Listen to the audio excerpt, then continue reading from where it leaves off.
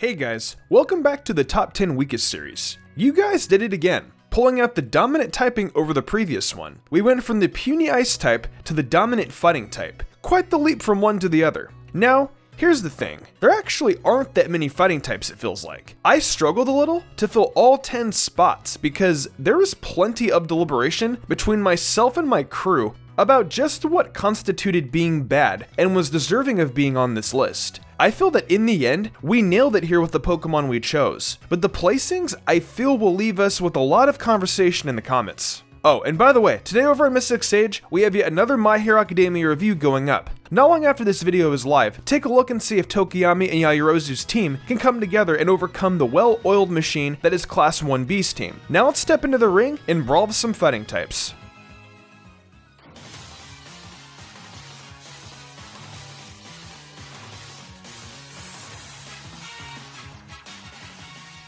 Alright, let's get this one started here. I had tons of options that floated through my head for this opening spot, including Toxicroak, Gallade, and Pangoro. But at the end of the day, those three can offer good instances of wall breaking and coverage. Now the Pokemon I ended up going with can also do a few things well. And quite frankly, it isn't a completely garbage Pokemon. It's an interesting dichotomy this time, as with the fighting types it feels like this list isn't going to be all that bad in the long run. So, what did I place here at number 10?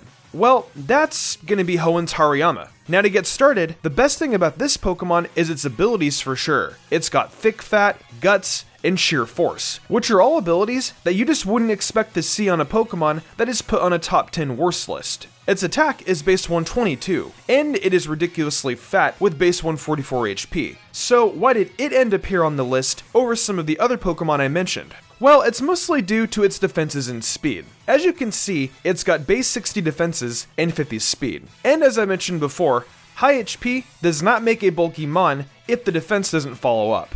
Haruyama is going to take a Psychic or a Moonblast, and you'll be sitting there waiting for 24 seconds, as its HP takes forever to drain because there's so much of it. But since it has bad defenses, it won't actually keep it from taking out Haruyama in one hit. Its move pool is pretty decent for coverage with the elemental punches, and of course, fighting type stab like close combat. You can even set up Haruyama with the belly drum to max out its attack. Though with that defense, I don't know if crippling its health is a good idea. So really, I think Haruyama has the best potential of any Pokemon on this list, and I would not inherently say it's a completely bad Pokemon. It can be worked on to be very useful in battle. It just depends what a trainer will do with it. There are ways to get around poor speed and defenses that take advantage of all the good here, and I'll leave it to you guys to figure out.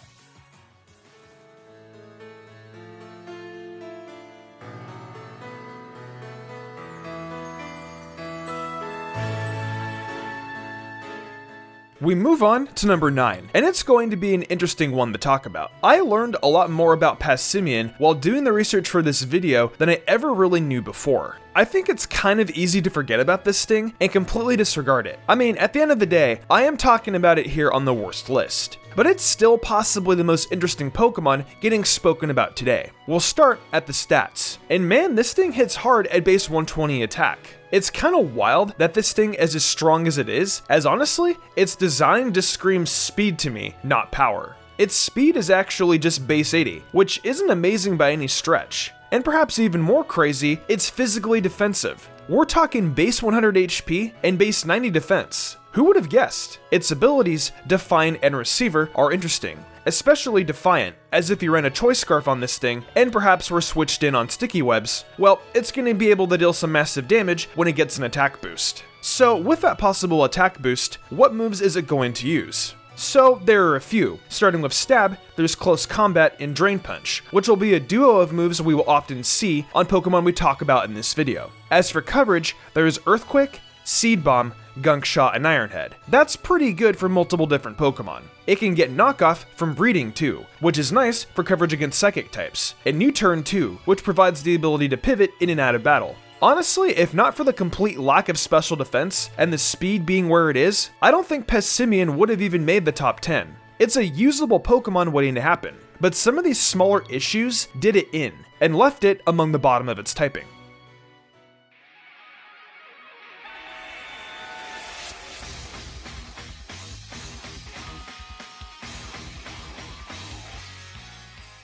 Alright, so number 8, I present to you a total cop-out. Not 2, not 3, not 4, not 5, not 6, not 7.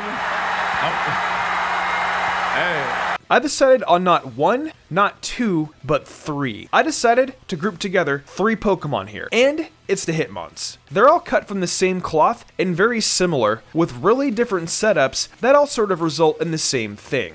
For instance, one thing shared among these guys is 110 base special defense and 50 base HP. Now, right off the bat, we can tell the big problem is their HP, removing any possible bulk and instead only making it slightly easier than the average Pokemon to take a special hit. Hitmonchan has base 105 attack, Hitmonlee's is 120, and Hitmontop's is 95. So the ability to hit physically is a bit scattered around. Hitmonlee is the fastest of the group, but none of them are particularly fast at all. So yeah, defensively, none of these things are really any good, and offensively, it's a real mixed bag. Because while these are some high attack stats, they don't have the kind of coverage you like to see. Also, I didn't even mention it, but their abilities are not great for the most part, save for one on each of them. Hitmonchan's Iron Fist, Hitmonlee's Unburden, and Hitmontop's Technician. Those 3 are all decent places to start, but not all the impressive given the defensive issues. As for moves, Hitmonchan can use a bunch of punching moves along with Iron Fist,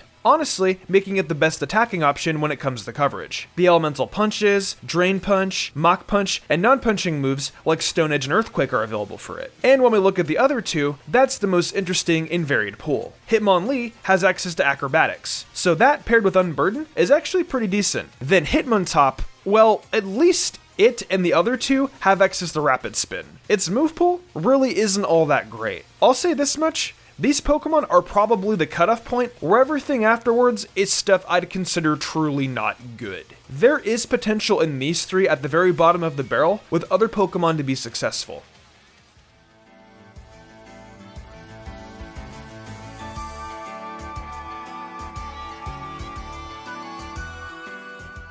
So, you guys saw the thumbnail and know full well that Sock is definitely on the list. And here it is, what you've been waiting for. Sock is a boring, kind of ugly Pokemon that screams fighting. And its 125 attack stat checks out for sure. It's going to hit hard, and unlike a lot of Pokemon on this list, it's actually going to be a bit speedier than most with base 85. Its bulk is 75 across the 3 important stats. So that's not super great, but I suppose when you hit that hard and have a little bit of speed, it isn't all that bad. Its abilities are all rather pedestrian. Sturdy at least, allowing a turn for setting up bulk up, but it isn't like Sock has access to agility. So without being able to completely outspeed the opponent, it doesn't look good for Sock to stay on the field long enough to do much damage. Its move pool does have some coverage in it though, with the elemental punches, a slew of fighting moves, and some other miscellaneous moves to cover weaknesses like fairy types. I don't have anything else to say about Sock other than an echo of my previous statements. The thing is boring. It just kind of exists as a fighting type that does some stuff.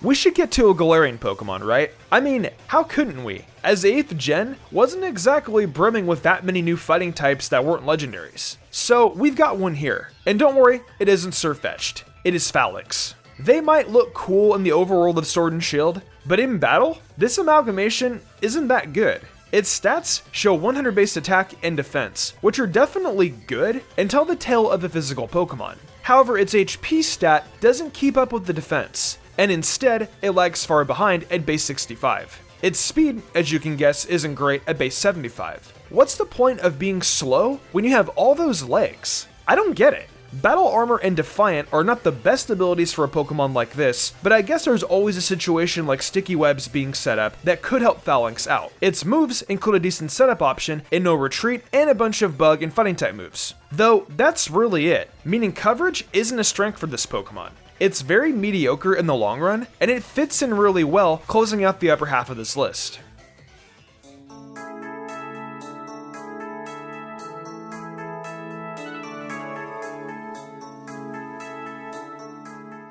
Alright, now that Phalanx is done after the rude interruption, we can get to the top 5, which is starting with Sock's counterpart, Throh. Now, as you could probably guess, when looking at this thing, it's a slow defensive Pokemon when compared to Sock. It's got 120 base HP and 85 defenses, thus cementing its decent bulk. And 100 base attack means it's got the ability to hit hard. Though naturally, it has that 45 base speed, which you don't want to see. Throw's only truly good ability is Guts, which only serves to make it stronger with a status element while more than likely lowering its HP, since you'd probably slap a Toxic or a Flame Orb on it. I'm not a fan of bringing down Throw's HP intentionally, even with the high stat and those defenses, so I don't really care too much for its abilities. At the very least, it has access to Drain Punch to heal, so there is that. Oh, wait, it doesn't?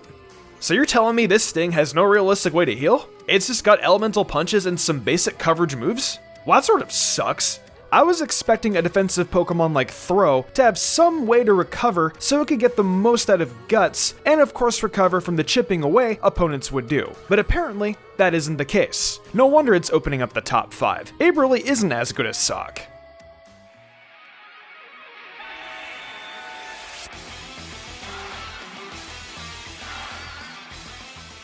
Alright, so we have a second Galarian Pokemon making an appearance on this list, and this time it is going to be the Jiu-Jitsu Pokemon, Graplock. This thing might look like it could kick your ass, and it probably could, but when it comes to a competitive Pokemon battle, hardly anyone is afraid of it. This damn thing is the slowest Pokemon we're going to talk about today, having base 42 speed, which is just so bad. Its hidden ability is pretty good though, being Technician, except it doesn't exactly have many moves that take advantage of that ability. It doesn't have access to Bullet Punch or Mach Punch, and I would suppose the only move that really would be interesting to run on it when having Technician would be Power Up Punch. Though, does any of that matter when it truly lacks good bulk? Its 90 defense is better than the average Pokemon, but 80 base speed and special defense means it's at the mercy of special attackers that may have a strong Psychic or Fairy move. When we pop in on the move pool, like I said, it lacks moves to get the most out of Technician, and mostly it boasts the fighting stab you'd expect, like Close Combat, Brick Break, you name it.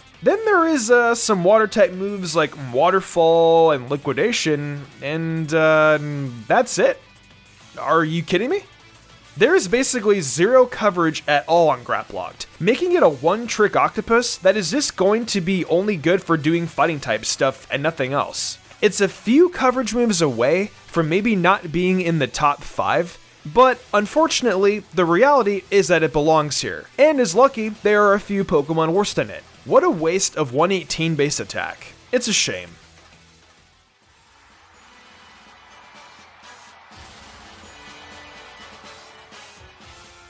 Next up on the list, as we start to wind down, we have Kanto's Polyrath. This is a pretty simple one to have deduced, as Polyrath just is not a good Pokemon. It's got some bulk, I'm going to give it that. Base 90 HP and special defense, and then 95 defense. That isn't horrible, though what ruins it is its poor typing for trying to be defensive. Now, it does resist 7 typings, which is usually really great, but its weaknesses are to quite a few common offensive typings: Flying, Psychic, and Fairy. Its speed is only base 70, so it's not like it'll outspeed and take things out that threaten it before they move. So I'm not sure what someone can expect from Polyrath. It's definitely not a special attacker either, with base 70 special attack compared to 95 physical. And yet its move pool has so many strong special moves in it. We're talking Ice Beam, Focus Blast, Scald, among a few other coverage options. Though, physically, it's got moves like Liquidation, Close Combat, and Earthquake, with a few others in the wings. It's just all a letdown. Perhaps on paper, Polyrath should be better, but its poor abilities, stats, and unfortunate move pool just don't come together to make it any good. It's not the first Pokemon that looks a little better than it is, and it certainly won't be the last we talk about on these lists.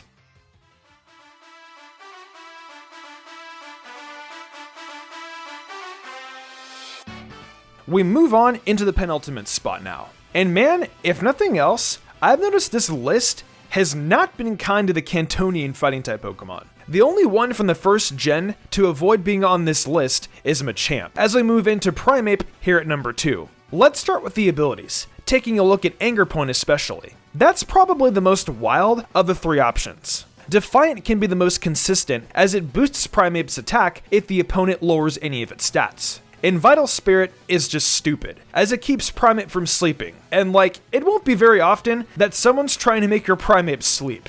trust me. So Anger Point will max out Primeape's attack if it takes a critical hit. While that is 100% the definition of circumstantial, I can totally see a few people attracted to the gamble of possibly maxing out this thing's strength. Though, that's just it.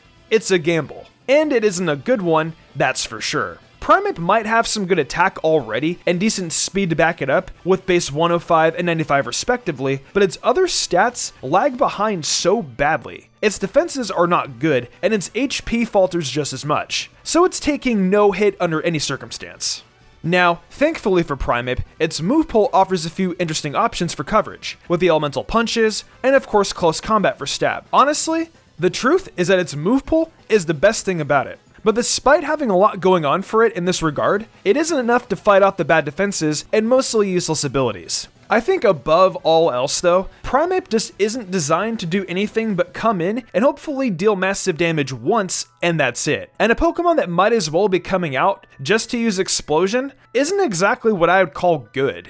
It isn't the worst fighting type, but everything mixed together in it almost made it that way. I guess it should count itself lucky this time.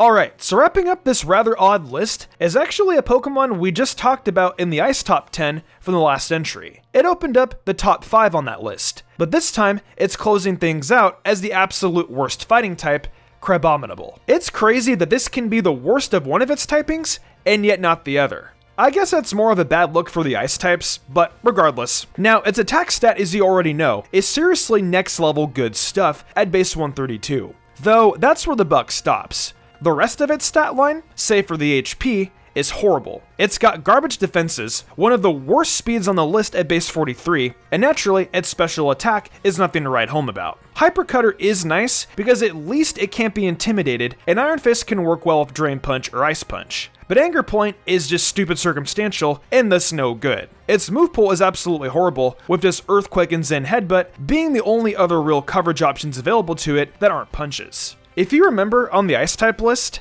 I called that the worst top 5 we ever had, and Crabominable being here cements that. It's garbage, and with its poor defenses, speed, and typing, you just can't take advantage of an awesome attack stat. Though, admittedly, I'd probably rather use it over almost any other number 1 we've had so far.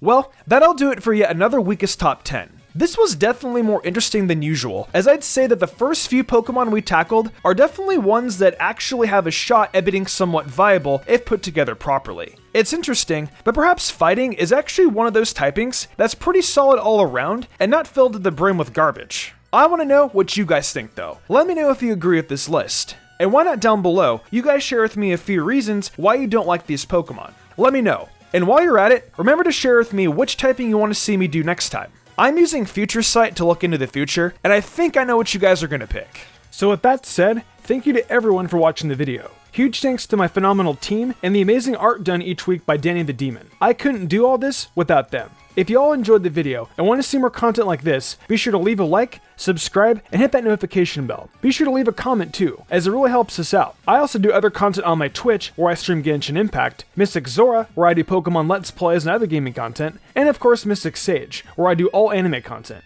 Right now, I'm focusing on Inuyasha and Yashahime, so if you're interested in that, be sure to check it out. If you'd like to support me even further than that, check out my Patreon. Whether it's a $1 tip to get early thumbnail access, or the $10 tier to get cool perler bead charms and a shout out. There's tons of reasons to join today. These lovely people did, and I thank them all so much for their support. It really means the world to me. I think I'm gonna wrap this up though. I'm Mr. Gumbrian, and I will see you all next time with some more amazing Pokemon content.